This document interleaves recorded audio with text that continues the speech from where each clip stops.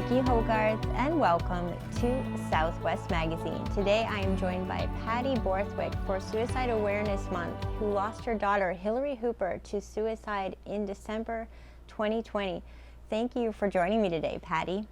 Thank you for having me. Thank you for wanting to come on and talk about this topic. I know a lot of people in Charlotte County knew Hillary, and she was a light. Can you tell me a little bit about how you remember her best? I guess Hillary, how best, of course, my daughter, but she had a big heart. She was the happiest person. If you didn't know, she was the happiest person. I always told her she was like Robin Williams because she just wanted everyone smiling. She was the life of the party. She would joke, and she was just always happy unless you knew the other side.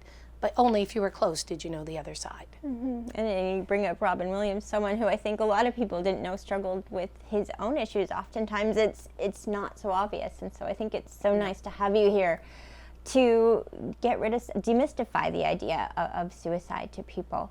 When did you first start noticing signs of depression or things that might indicate this could be something in her life story? Grade 10. She had an eating disorder. It started with an eating disorder, and she started to drop a lot of weight, and she wasn't eating at all.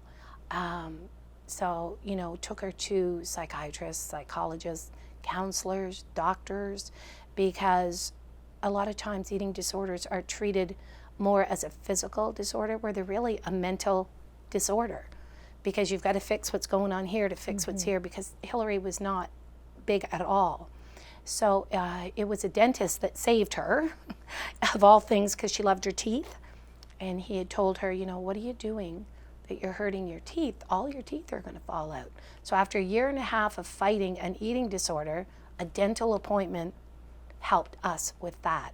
But that's what started it. And in grade 10, she started cutting, which is, I guess, can be common for people who are depressed, because they're in pain, so they want to feel the pain, is what I've been told by specialists over the years. Mm-hmm. So we started in grade 10 fighting that.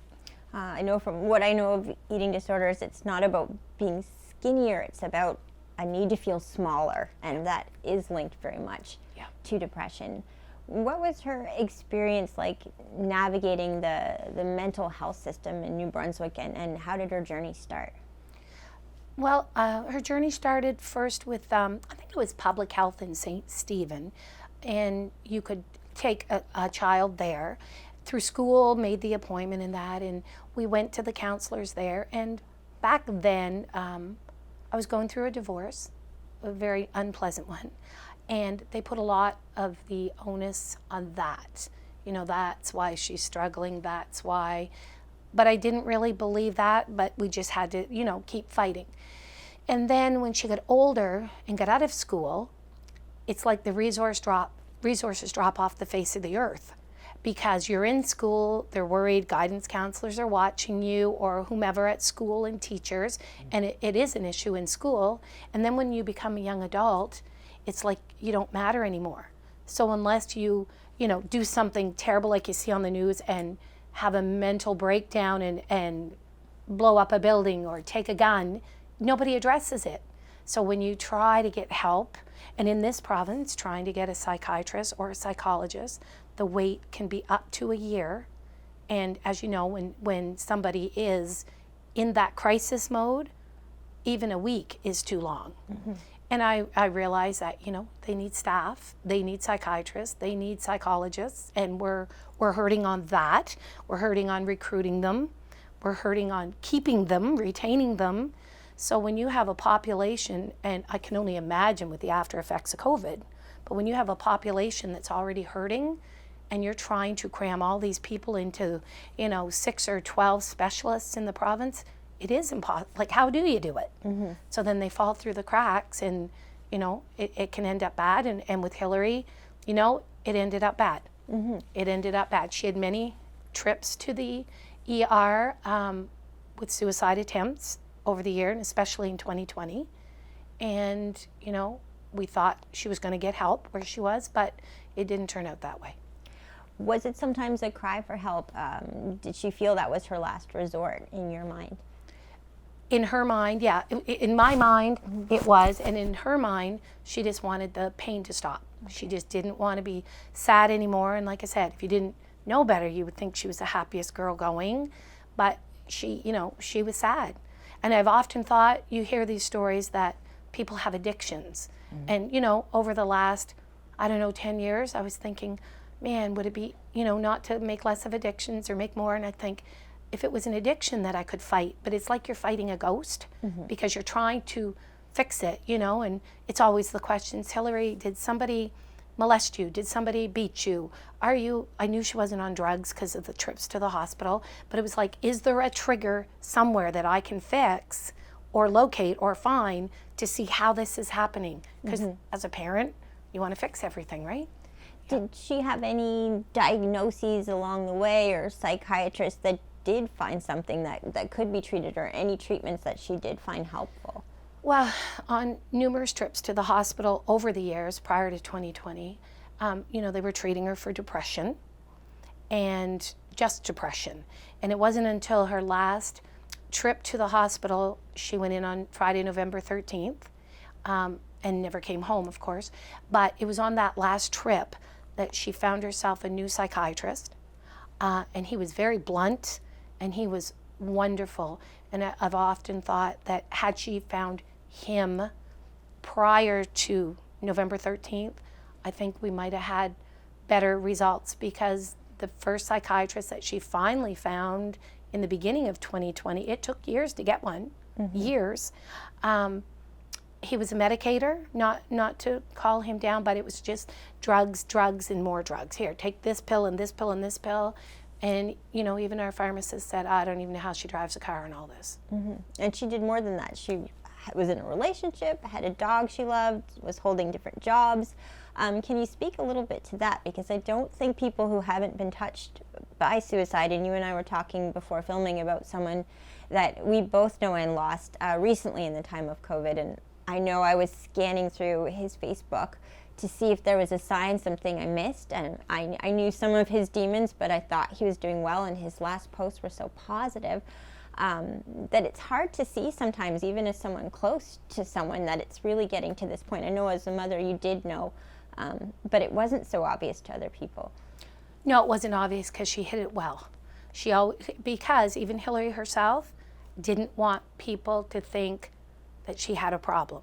So she hid it because there is a stigmatism, because, you're a female heavy equipment operator and you want to go get a job, and that is a job in a man's world, it is.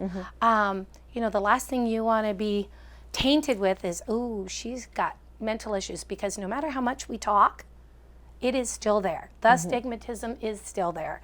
And we can do the Bell Let's Talk, and we can do the Let's Wear Yellow Shirts. It is still there unless we keep talking and rip it all away. Because everybody in some way has some sort of depression, whether it only lasts a day or two.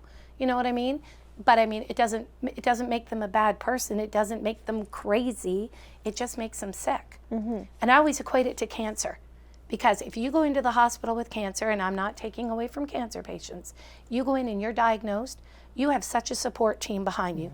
You are tested, and you are kept in there, and you are looked after, and you're monitored. And even when you go home, you're monitored with follow-up appointments. You go in with mental illness, Hillary used to say, yep, Mom, they treat you and they street you. And you go in and it's like, okay, you didn't die, you didn't bleed to death, we'll stitch you up, pat you on the head, and send you home. And you'll see somebody in a year. You wouldn't do that to a cancer patient. You wouldn't do that to me with a broken leg and a bone poking out. I would get immediate attention and follow-up, and you know that. Did she find that demoralizing? I do remember reading that quote of hers, treat 'em and street 'em. I have a friend who, for instance, an addiction issue, a mental health issue, this happened in Toronto, where he could fast track to rehab by paying $1,000. This is a Canadian health system.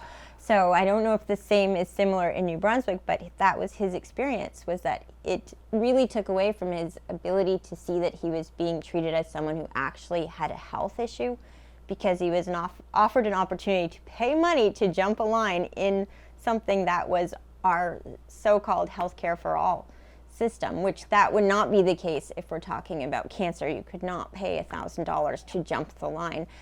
So I wonder if Hillary, if on some conscious or subconscious level that had an effect when you feel you're not being taken seriously, to then maybe not be able to take yourself seriously for what you're going through.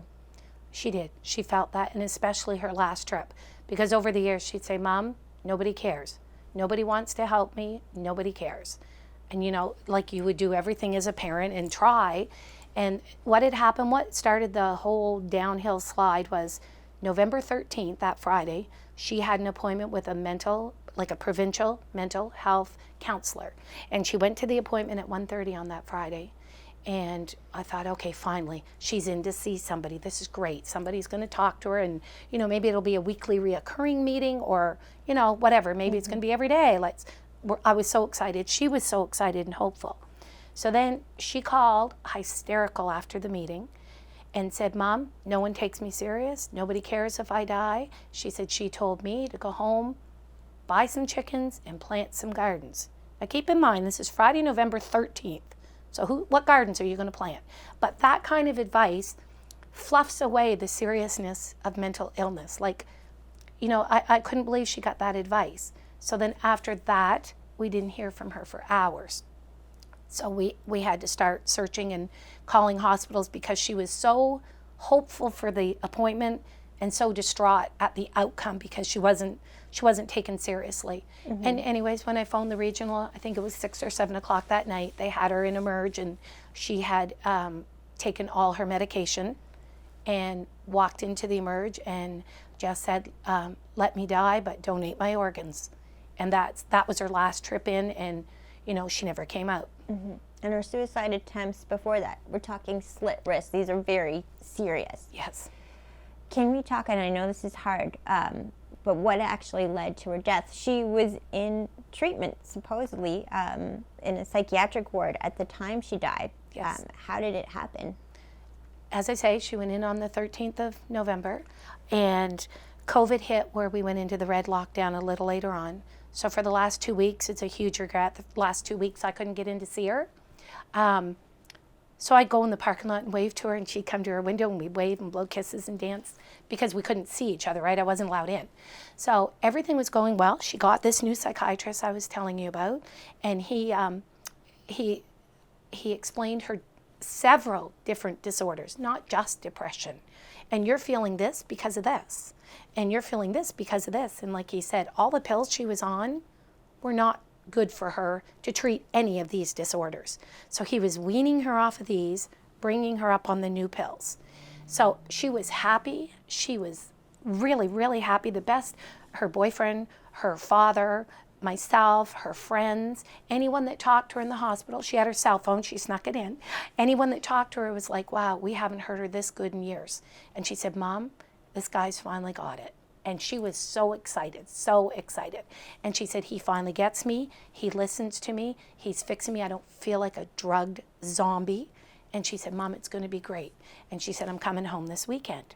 So hubby and I went in and decorated her house because she loved Christmas, right? Put all the Christmas lights outside. Everything was good.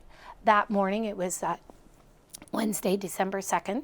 And that morning, she had texted her niece in Dubai and said, you know, her quote, I'm still in the loony bin, but guess what? I'm great. I'm good. I'm coming home and I feel great. So that was Wednesday morning. And then, you know, I had gone up that day and delivered her bag as I usually did with clean clothes and that and stuff because I couldn't get in to bring her other stuff back. And I went up about 4:30. She couldn't come to the window that day because she had an appointment, but that, you know, wasn't anything abnormal because I went to the city every day from during lockdown and when she wasn't in lockdown. And then that night, you know, we were talking to her on the phone. Our last call was like at 9:03 and 10:35, I believe, was her last text with her boyfriend, 10:33 or 10:35. And then supposedly it happened around 11. The time is foggy. And of course, this is why I keep asking for an investigation because I would like to know how it happened. We know what happened, but I want to know how it happened. So we got the call at 5 to 12. Of course, we were asleep and said, this is the ICU. Your daughter has attempted to end her life and you best come quick. And of course we were shocked because she is in a locked facility. She can't get out. There's no curtains around the bed. There's no anything. Her pills are monitored. And I couldn't imagine how she could possibly harm herself that bad, but she did. And she found a way to end her life in the bathroom with a sheet. That's all, we don't need to be graphic, but she did. She blocked the entrance to her door with the spare bed in her room. She had no roommate. So we've been trying to figure out now for 14 months yesterday how a patient who's been in 6 trips in 2020 with severe suicide attempts could have the time to move a bed, block a door so no one could save her, when she just got off the phone 25 minutes earlier, if their timeline of 11 to 11:30, whatever it is, which we still can't clarify, how you can get into a bathroom and do that and nobody came by. Nobody saw you. Nobody happened to notice the door closed, because when I would visit her, we were never allowed to close the room door, although according to Horizon Health, there's no policy on closed doors, but in all the visits I ever had, we were never allowed to close the door. All right. What answers have you been given at this point, or have you been given any? We did a lot of, email writing and trying to find things out about what happened, and I was met, because Hillary passed away with no will. You have no right to know anything unless you're appointed administrator of the estate. So we had many, calls and trying to find information out what happened. And Horizon Health did meet with me, with the people that were there that day, but it was all like heads. It was the head of the patient rep, and it was the head of mental health and addictions. It wasn't like the on-floor nurses on-site type of thing, the first meeting. And asked the questions, and all I got was, sorry, privacy, sorry, you don't get to know, it's all private patient information. So then we found out that Horizon Health had done their own internal investigation. So we asked for copies of that report, but of course that report was private as well, and I had no right to know what they came up with. And we've always had a problem with them doing their own investigation, because it's like the fox minding the hen house. She should have been safe, and she wasn't safe. She was able to end her life on your watch on a secure lockdown floor. So that is the reason I keep repeating that we need the independent investigation, because I feel that it needs to be done by a third party. So after that Horizon Health meeting, we had a second one where we still got no information. So I contacted Premier Higgs' office, and on September 20th, he allowed a meeting. I went up with my friend Lynn Hatt. She goes to all the meetings with me and takes notes in case I get emotional. He was there with his communications person. I think her name was Nicole. I was very pleased that he granted the meeting. And he was very nice in the meeting, very polite, very compassionate. He has children of his own. And I did ask for the investigation and told him why I wanted the investigation. And he told me that no, because of COVID, he didn't want to do an investigation because he didn't want to put his frontline workers on the line, and he didn't want a witch hunt. And it's never been about a witch hunt.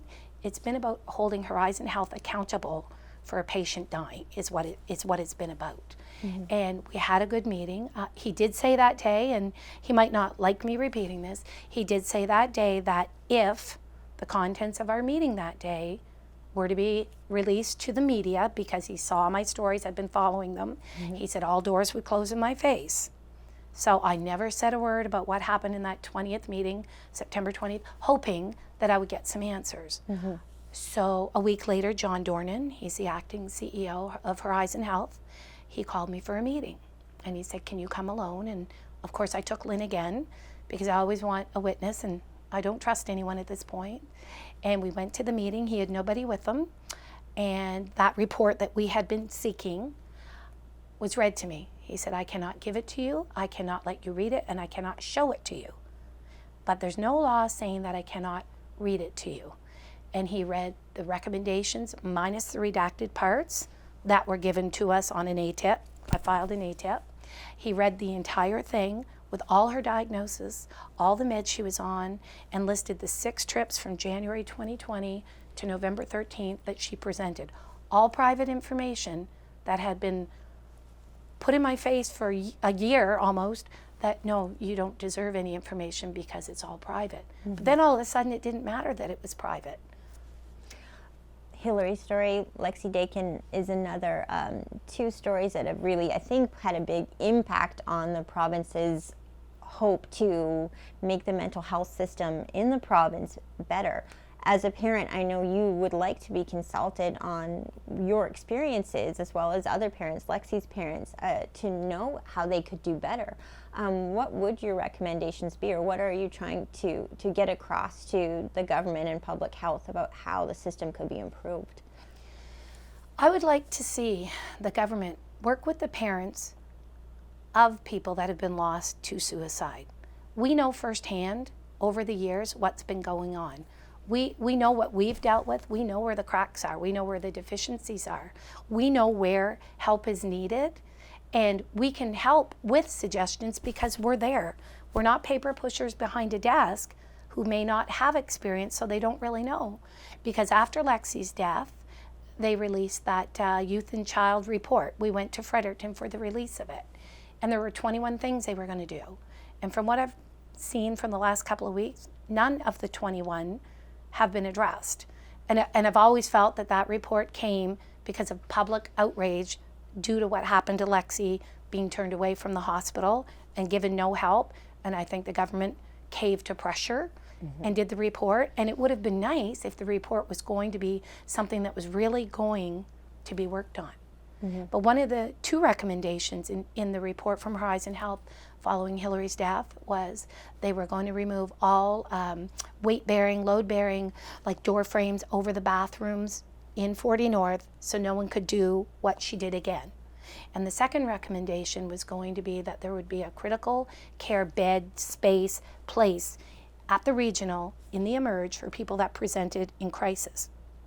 And only this last week, plus the last couple of months, people email me all the time stories. Some of them go on Charlotte County Won't Be Silent, and they're brave enough to speak up how, they've tried to overdose or hang themselves or slice their wrist to end their lives, and they go to the hospital and they're treated and treated.